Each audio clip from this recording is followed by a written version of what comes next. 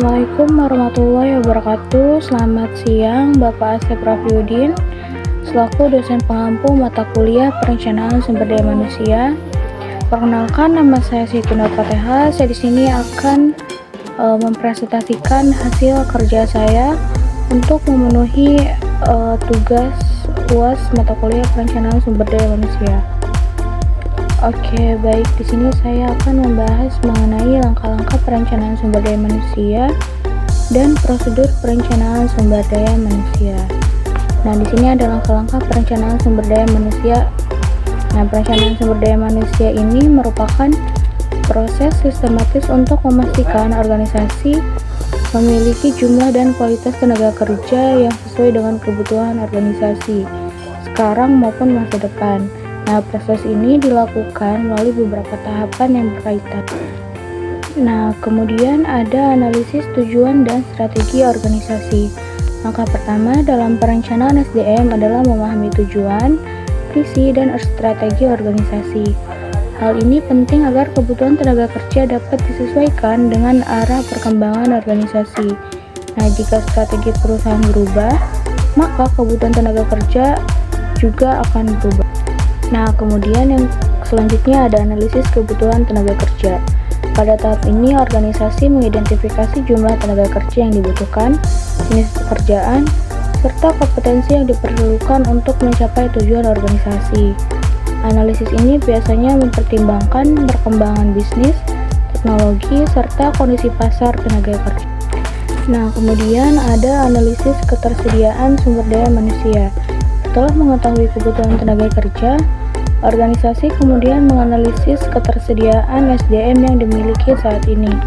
Analisis ini mencakup jumlah karyawan, keterampilan, pengalaman, serta potensi pengembangan yang dimiliki karyawan.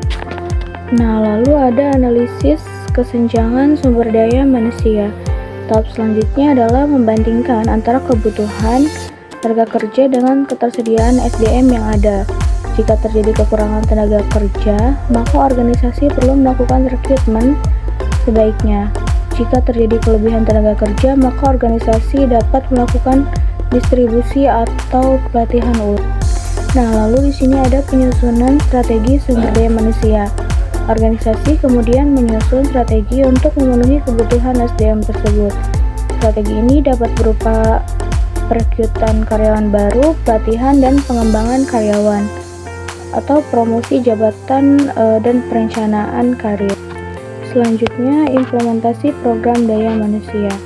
Tahap selanjutnya adalah membandingkan antara kebutuhan tenaga kerja dengan ketersediaan SDM yang ada. Jika terjadi kekurangan tenaga kerja, maka organisasi perlu melakukan rekrutmen.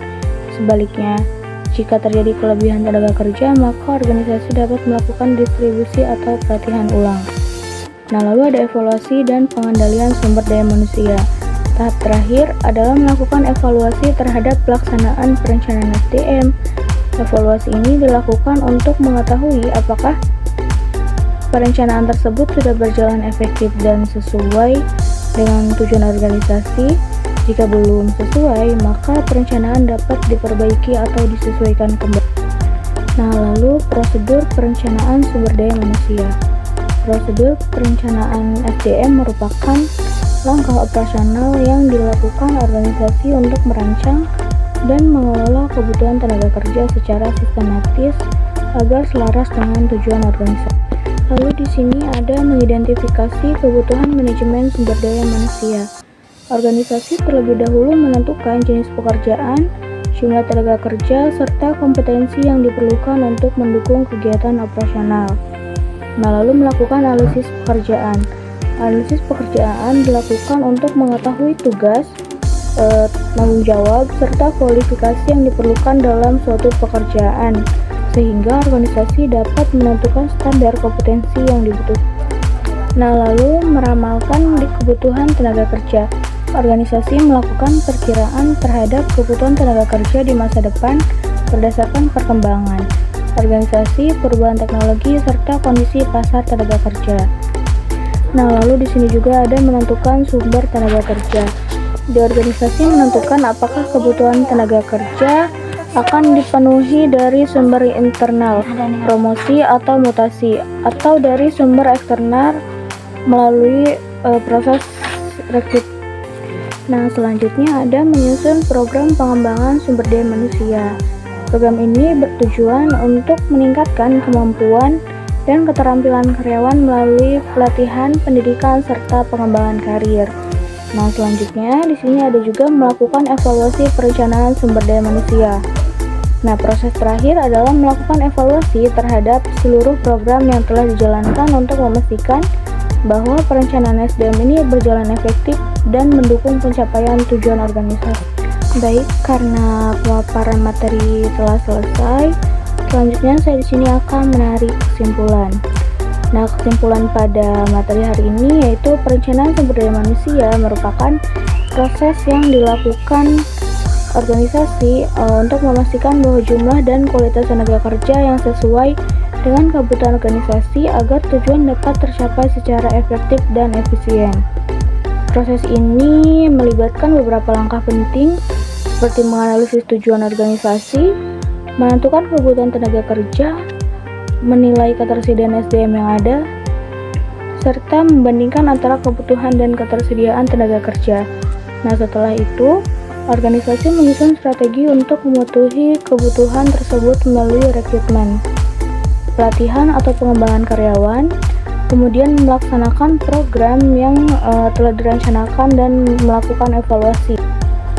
Dengan adanya langkah dan prosedur perencanaan SDM yang sistematis, organisasi dapat mengelola tenaga kerja secara lebih terarah, sehingga mampu meningkatkan kinerja serta mendukung keberhasilan organisasi dalam jangka panjang. Cukup sekian presentasi saya pada hari ini. Kurang dan lebihnya saya mohon maaf. Wabillahi taufiq wal hidayah. Wassalamualaikum warahmatullahi wabarakatuh.